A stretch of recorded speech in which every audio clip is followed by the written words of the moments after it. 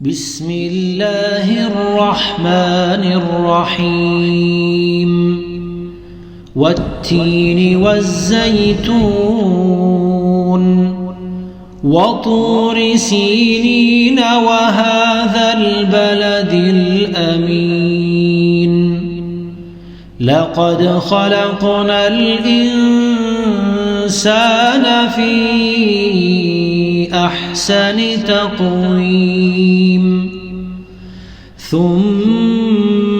رددناه أسفل سافلين إلا الذين آمنوا وعملوا الصالحات فلهم أجر غير ممنون فما يكذبك بعد بالدين أليس الله بأحكم الحاكمين صدق الله العظيم.